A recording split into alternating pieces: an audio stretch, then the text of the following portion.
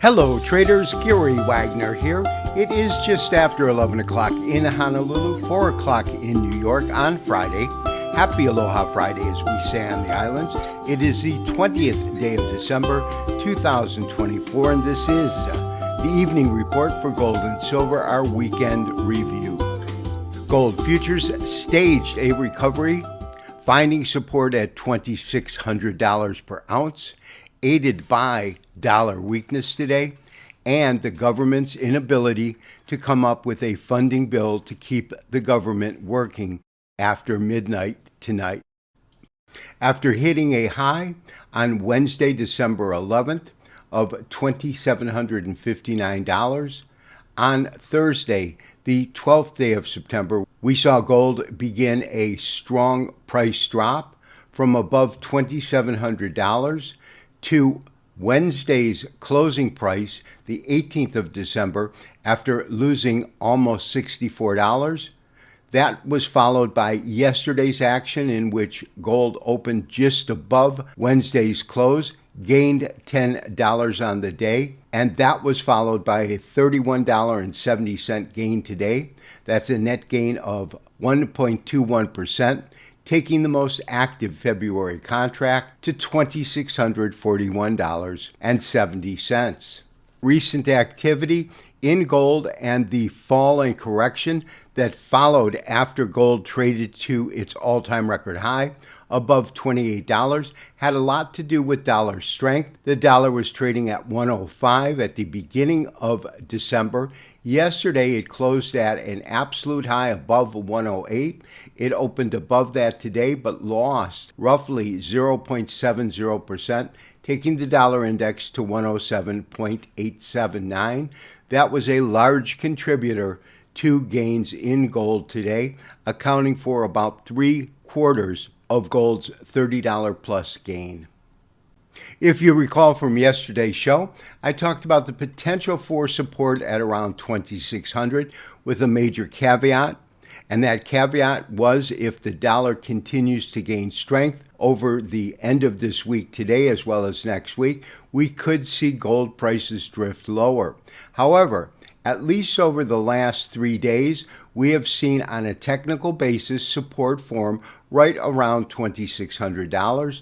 Whether or not this correction has run its course is a little too early to claim, and look for gold to begin to move higher after correcting from $2,800 to $2,600, a $200 price decline since the beginning of November, the end of October. The last leg of this correction, which really started a week ago Thursday, December the 12th, with gold trading at around $2,760, was based upon the outcome of the Federal Reserve's FOMC meeting, the last of the calendar year 2024. Once the announcement came out on Wednesday that next year would only include 2 rate cuts of 0.25% each, or 25 basis points, that was the day we saw gold drop from about $2,668 down to $2,600.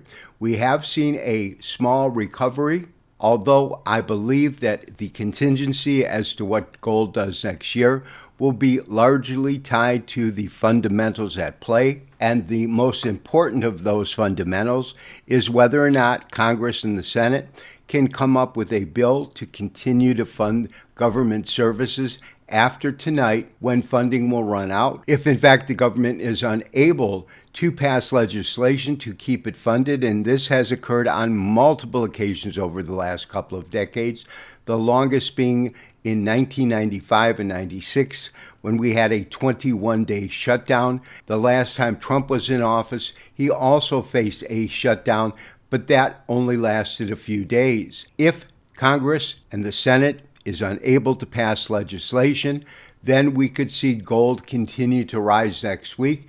In terms of technical levels we want to look at, 2680 is the first level of potential resistance, with major resistance occurring near these tops at about $2,755.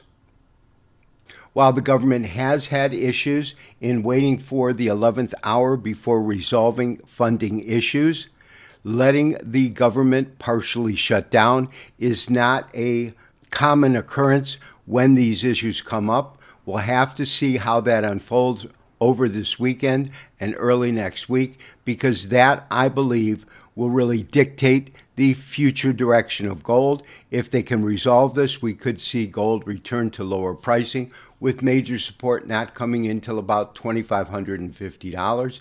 If the government does shut down, I would expect to see gold run at least to $2,675 to $2,680 within the first couple of days of next week.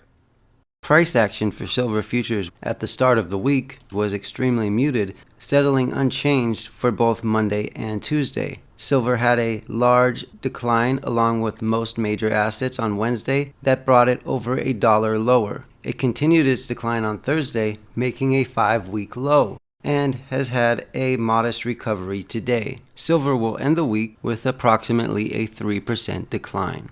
Although the decline seen in silver was dramatic, it did not bring us to our target of around $28.50. That being said, we may see silver continue to trend lower, albeit not as steep or as dramatic as a decline witnessed in the past few weeks. Our target for silver remains $28.57, which would close out our C wave and our corrective phase, and silver can start next year with a new wave count and new possibilities. This has been Gary Wagner And Joseph Wagner. wishing you, as always, good trading. We will talk to you tomorrow for the next daily update and review. Bye-bye.